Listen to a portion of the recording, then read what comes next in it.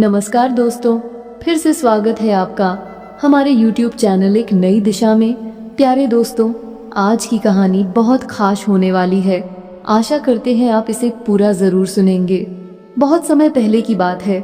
एक खूबसूरत तालाब था जहां मेंढकों का एक बड़ा समुदाय रहता था। इस समुदाय का राजा एक समझदार और साहसी मेंढक था। वह चाहता था कि उसके समुदाय के मेंढक न केवल खुश रहें बल्कि साहसी और मजबूत भी बने। एक दिन राजा ने सभी मेंढकों को इकट्ठा किया और कहा, हमारा जीवन तालाब तक सीमित नहीं रहना चाहिए।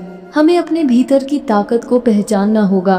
इसके लिए मैं एक प्रतियोगिता आयोजित कर रहा हूँ। सभी मेंढकों ने उत्सुकता से पूछा, कैसी प्रतियोगिता महाराज?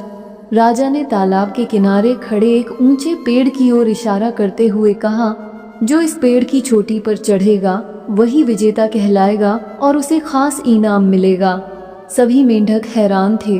पेड़ बहुत ऊंचा था। उसकी चिकनी छाल देखकर उनमें डर पैदा हो गया।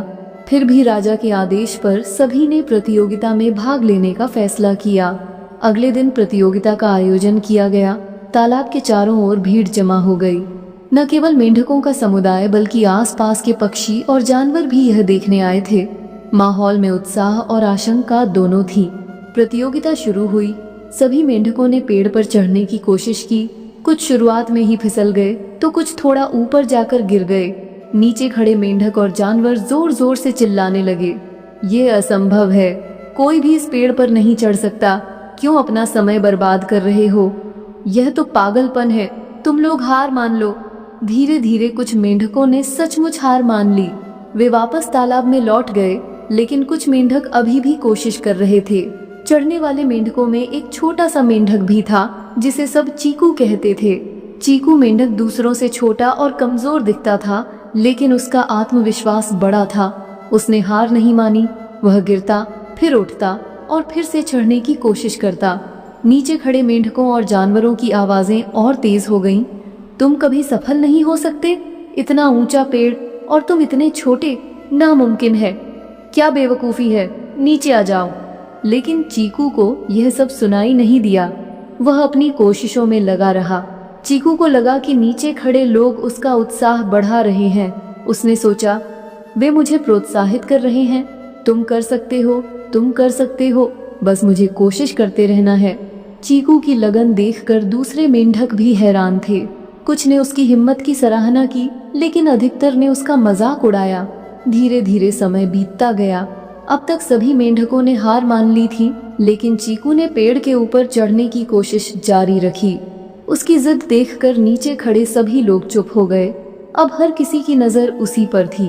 अंत में घंटों की मेहनत के बाद चीकू पेड़ की चोटी तक पहुंच गया। पूरा तालाब तालियों की गड़गड़ाहट और जयकारों से गूंज उठा। यह एक ऐसा दृश्य था जिसे किसी ने कभी नहीं सोचा था। चीकू जब पेड़ से नीचे आया तो राजा ने खुद उसकी तारीफ की। सब ने उससे पूछा, तुमने यह कैसे कर लिया? बाकी सबने तो हार मान ली थी। चीकू मुस्कुराते हुए बोला, मुझे कुछ सुनाई नहीं देता, मैं बहरा हूँ। मुझे लगा कि आप सब मेरा हौसला बढ़ा रहे हैं। आपके शब्दों ने मुझे और अधिक ताकत दी। मैंने बस यही सोचा कि मैं कर सकता हूँ और मैंने कर दिखाया। राजा ने चीकू को विजेता घोषित किया और उसे सम्मानित किया।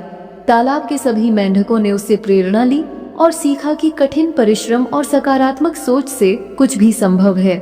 शिक्षा, दूसरों की नकारात्मक बातों पर ध्यान मत दो। अपने लक्ष्य पर केंद्रित रहो, खुद पर विश्वास रखो और लगातार कोशिश करते रहो। इसीलिए कहते हैं कि सदैव प्रसन्न रहिए, जो प्राप्त है पर्याप्त है।